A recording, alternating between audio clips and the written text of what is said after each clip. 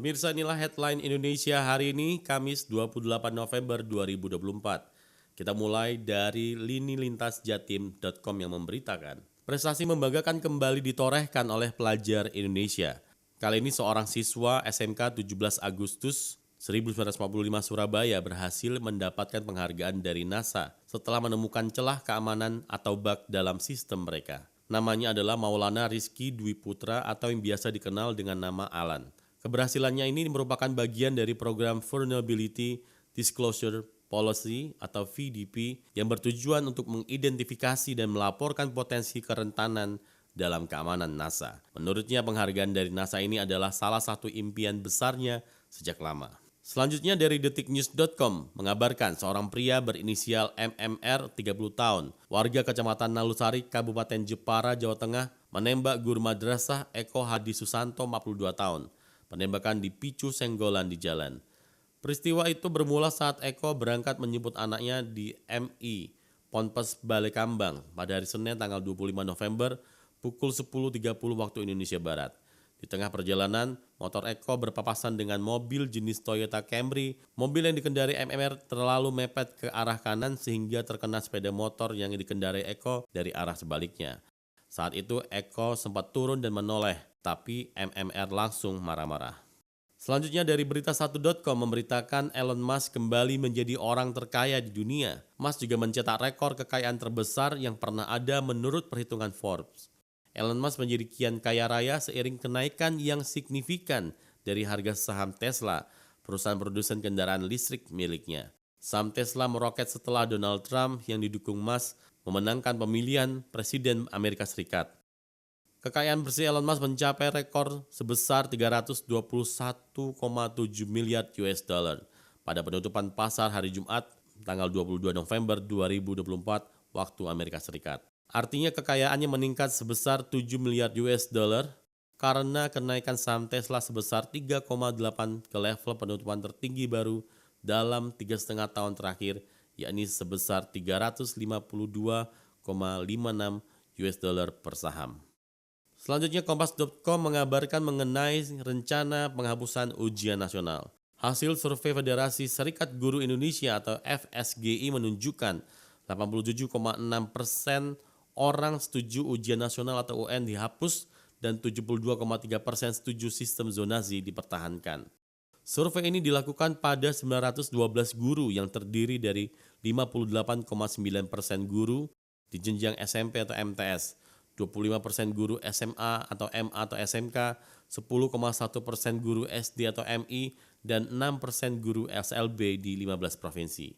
Selain itu, survei FSGI melibatkan sekitar 56,4% responden guru perempuan dan 43,6% guru laki-laki menggunakan Google Form pada tanggal 17-22 November 2024. Sementara itu, antaranews.com mengabarkan polisi menetapkan DS 23 tahun, sopir truk tronton pengangkut aki yang menabrak sejumlah kendaraan dan ruko di Jalan Prof. Hamka, Kota Semarang, Jawa Tengah sebagai tersangka.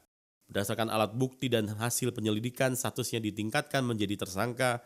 Demikian ungkap Kasat Lantas Polrestabes Semarang AKBP Yulnaldi di Semarang pada hari Sabtu. Sebuah truk tronton pengangkut aki menabrak sejumlah kendaraan di Jalan Prof. Hamka, Kota Semarang, Kamis 21 November, sebelum akhirnya berhenti setelah menabrak sebuah ruko. Menurut dia, kondisi rem truk dinyatakan tidak berfungsi, sehingga mengakibatkan terjadinya kecelakaan. Selanjutnya dari berita ekonomi, dari Jakarta, CNBC Indonesia menyampaikan mengenai para bankir yang sepakat bahwa Presiden dan Wakil Presiden Republik Indonesia yang dilantik pada tanggal 20 Oktober 2024 bakal berdampak baik pada perekonomian dalam negeri. Hal itu diungkapkan dalam survei Orientasi Bisnis Perbankan Otoritas Jasa Keuangan atau SOBP OJK. Survei ini dilakukan OJK dalam rangka pelaksanaan pengawasan perbankan yang membutuhkan informasi lebih mendalam baik kuantitatif dan kualitatif untuk melihat sinyal awal perubahan prospek atau orientasi kegiatan bisnis bank.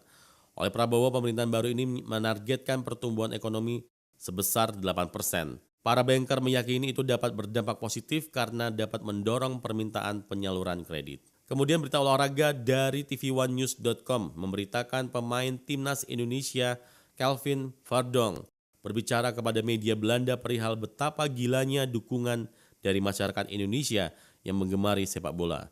Skuad Garuda sedang mengalami peningkatan luar biasa seiring dengan keberhasilan menembus putaran ketiga kualifikasi Piala Dunia 2026 zona Asia. Kini setelah 6 kali berlaga, tim asuhan Sintayong berhasil memetik 6 poin, menjaga lebar-lebar peluang lolos ke babak berikutnya. Timnas Indonesia kini ada di peringkat ketiga dengan hanya tertinggal 1 poin dari Australia yang menempati urutan kedua. Peran pemain keturunan yang hadir lewat program naturalisasi memegang peranan penting di balik kegemilangan Timnas Indonesia. Calvin Verdong merupakan salah satu pemain andalan skuad Garuda saat ini.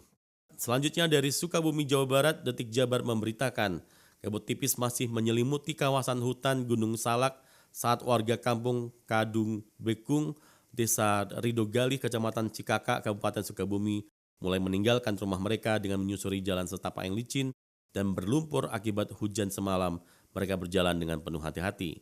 Di antara rombongan ada yang menggendong anak mereka, ada juga yang membawa bekal seadanya. Mereka membawa niat untuk menyalurkan suaranya pada Pilkada Kabupaten Sukabumi dan pemilihan Gubernur Jawa Barat. Jalan licin sekali apalagi sambil bawa anak, tapi kami tetap berangkat karena ingin memilih pemimpin yang bisa memperbaiki nasib kami, ujar Teh Oom, seorang warga Kadu Bengkung, sambil membetulkan posisi anaknya yang digendong pada hari Rabu tanggal 27 November 2024.